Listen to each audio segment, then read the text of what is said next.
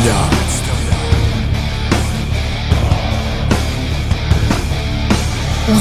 grad.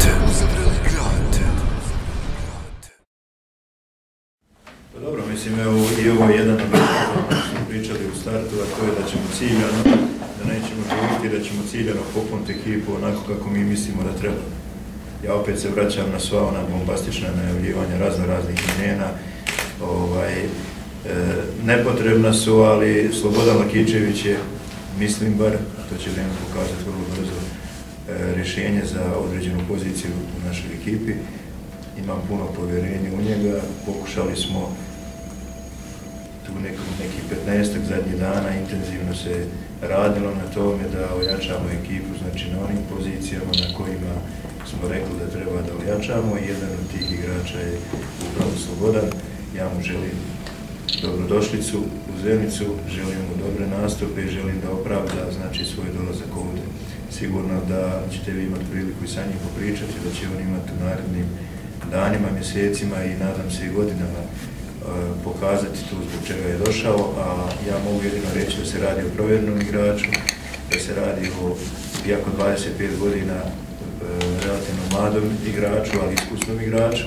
I ono što je najbitnije, znači mi u ovom prelaznom, ako mogu reći prelaznom roku, zimskom, mini prelaznom roku, zaista se popunjavamo samo sa provjerenim igračima i to smo najavili, to tako radimo. Broj 2, uvećanje Slobodan Lakićević, ne mislim po vrijednosti, nego po redoslijedu. Broj 1 je bio Duško Stajić.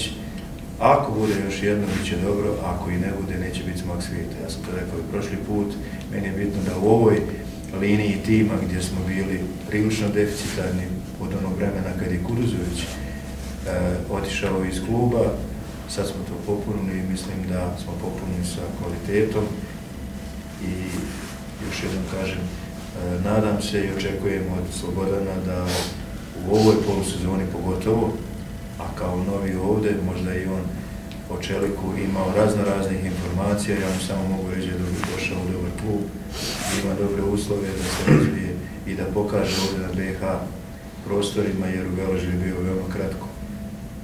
Zašto je crnogorski reprezentativac, ja se uznam da će on biti i dalje crnogorski reprezentativac. Prije svega, došao sam, drago mi što sam došao u Čelik. Čelik je našim prostorima velik klub i moj otac je živio u Zenici i navijao za Čelik i to mi je posebno drago. Zatekao sam dobre uslove za rad, dobru infrastrukturu i dobru ekipu. I ja sam siguran da ću pojačati ekipu i da možemo nešto prema Evropi da napravimo. Pa ste me bilo obećavajuće, vi ste član Kuzena drugog tima, budućnost Podgorička, gdje je zapelo u tom razvoju, šta je bilo uzelo? Prije svega u Leverkusenu sam imao jednu dužu pauzu zbog povrede i Leverkusen je velik klub. Njima kad zafali na jednoj poziciji, nije teško da odvoji par miliona da dođe do igrača. Izuzetno je teško tu doći do prvog tima. I u fudbalu se moraju neke stvari poklopiti, jednostavno se nisu poklopile i otišao sam na pozajmicu u drugu ligu, tu se nisam naigrao i posle toga sam otišao u budućnost. Ja sam mlad igrač i želio sam da igram. Uzavreli grad.